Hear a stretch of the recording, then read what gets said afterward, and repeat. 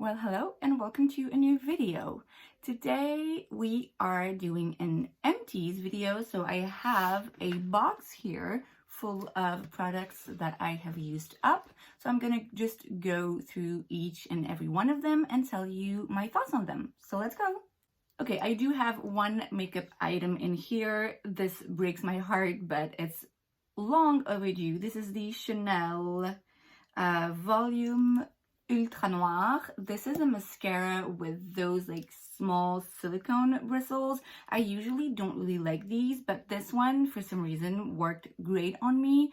I recently used it in my video where I got ready with my most expensive makeup, and it was really a test to see, okay, can I still use it knowing this has been open for way past its expiration date, and yeah, there's nothing left in here. It's dry as can be, so unfortunately I have to get rid of this.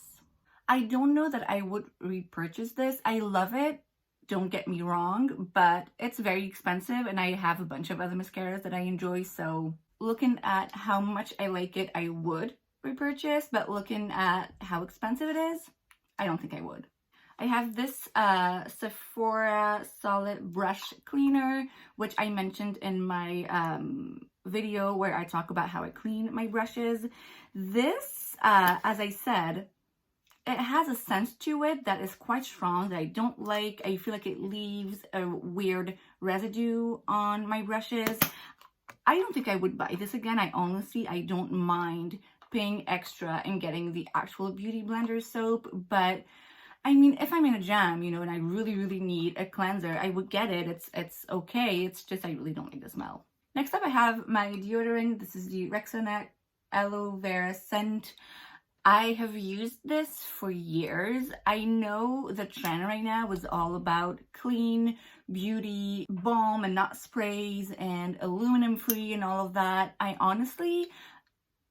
I found one that works for me. I'm not willing to take the risk to buy something that is just gonna make me smell. So I'm sorry if this is definitely not trendy right now, but this is my favorite one. I have repurchased this. I have an extra just in case. I'm always going to repurchase this. I then have a nail polish remover with acetone from Ethos. I don't know. I found it at my local supermarket. It was definitely fine. I love the packaging, which I know no one cares, but I did enjoy the packaging. It's nice to have a lot, but at the same time, it makes it difficult to store with my nail polishes, even though this is very much a detail. I mean, I'm not opposed to buying this again, but I also have one from Sephora that I really like, and the packaging is a bit more practical. I also have still in the brush cleaner, I have this blender cleanser, the liquid soap from Beauty Blender. I have bought a new one already, but the new one I have smells like lavender apparently. I haven't opened it yet.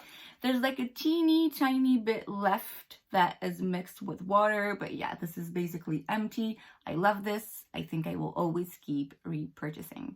I have a dry oil in here with SPF 20 from Soleil des Îles. I don't know, I think I got it at a drugstore here in Belgium.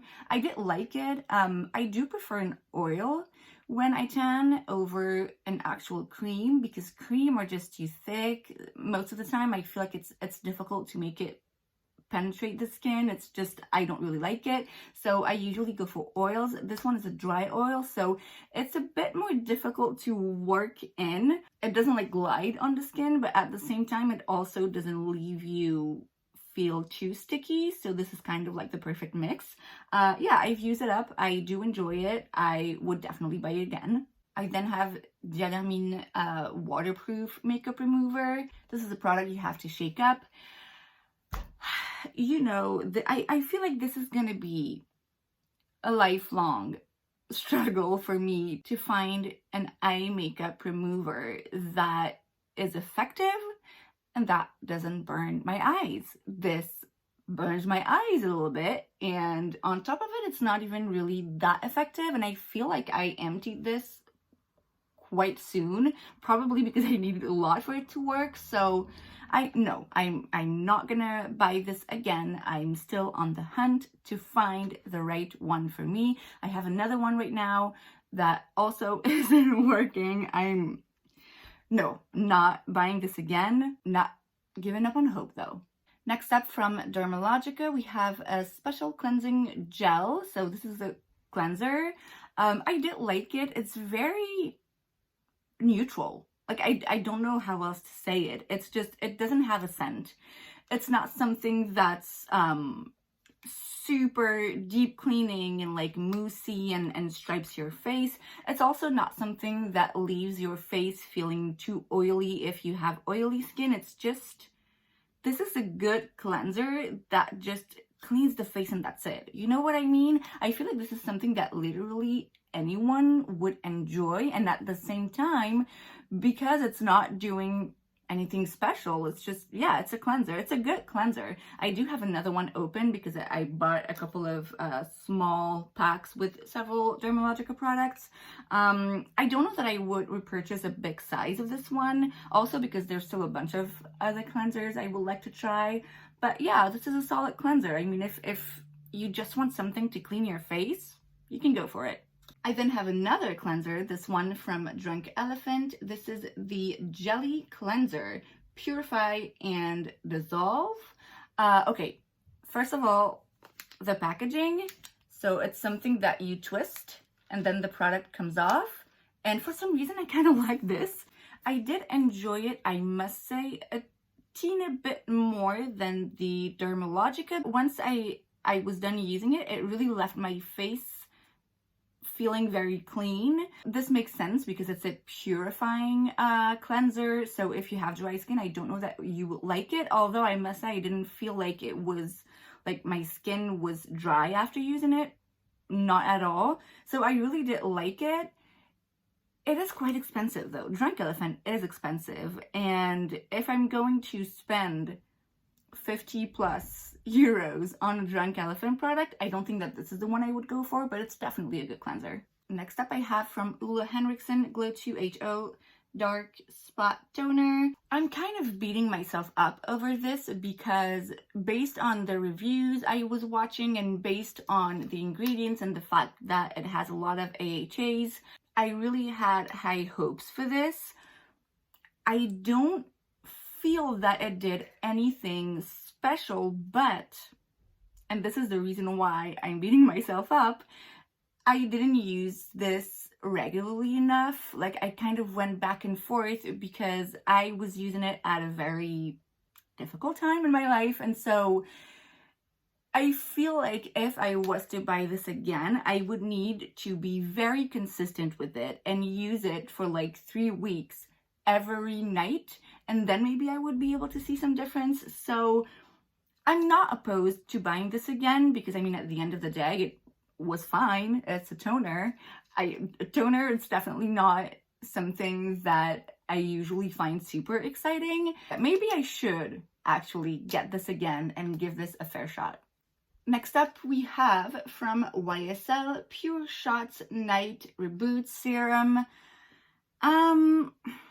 It's kind of the same thing as the Ole Henriksen toner, where I feel like I wasn't using this all the time, and so maybe I didn't give it a fair shot either. However, when I first used it, I was like, oh, this is actually gonna work and gonna do something, because it was tingly a little bit. So I was like, yeah, for sure it's gonna work.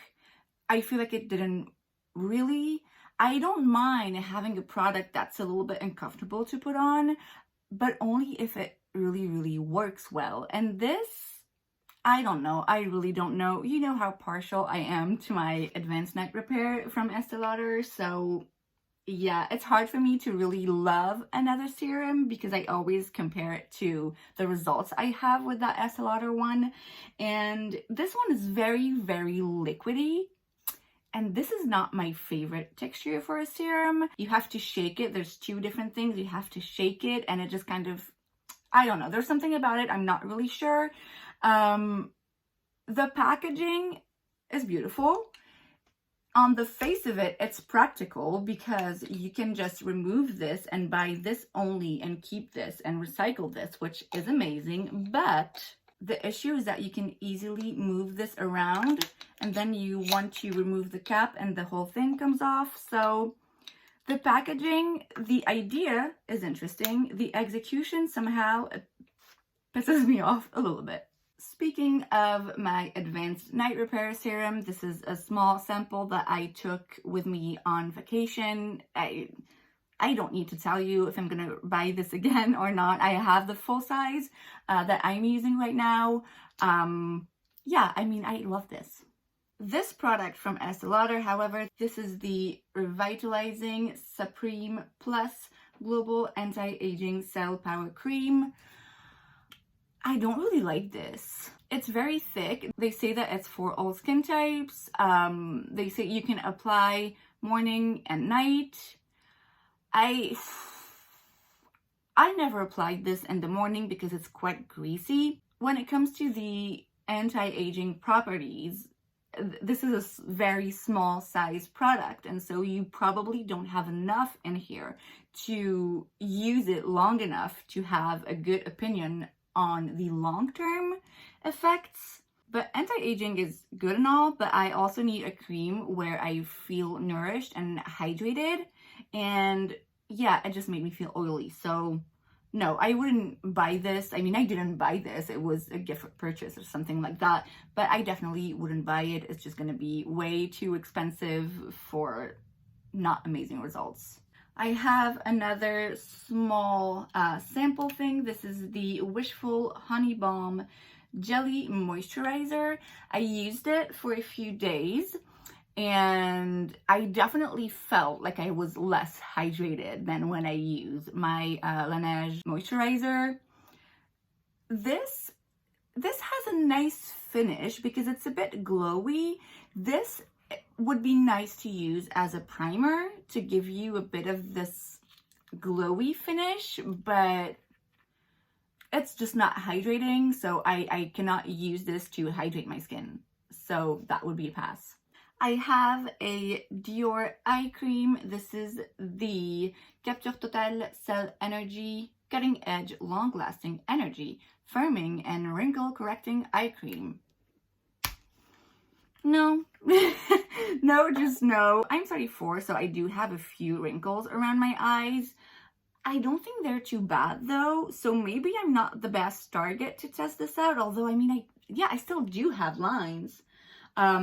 Did it do anything good? Not really. Did it do anything bad? Not really either. This is really just nothing special, honestly. And the packaging, oh my god, is so irritating because you see, you have to really go into here in the edges to get the product. So no, I would not buy this again. I didn't buy it actually, and I'm glad I had this for free because I would have been mad spending so much money for something that is just, not even really hydrating. And last but not least, I have another Drunk Elephant product. This is the Proteiny Polypeptide, I don't know, cream. This is a facial moisturizer. It's a very, very good moisturizer. I definitely feel hydrated when I use this. However, and again, this is just oily gal talking here. I used it at night. I don't think I've ever used it in the morning, maybe a couple of times, but then I wouldn't put on makeup. I feel like this would be too hydrating, too nourishing for me to use in the morning. This is definitely a richer cream that I like to apply at night to feel really like this soft cocoon around my face. I don't know that I would buy this full size because, again, Drunk Elephant is very, very expensive and I'm just so in love with my Laneige moisturizer that I don't know if it's worth it to spend that much more money on this one. But yeah, it's definitely really, really good, and glad I tried that. So that is it for this video. I hope you enjoyed it. If you did, make sure to give this a thumbs up. You can also subscribe to my channel, and because it's free, why wouldn't you? And I will see you guys next time. Bye.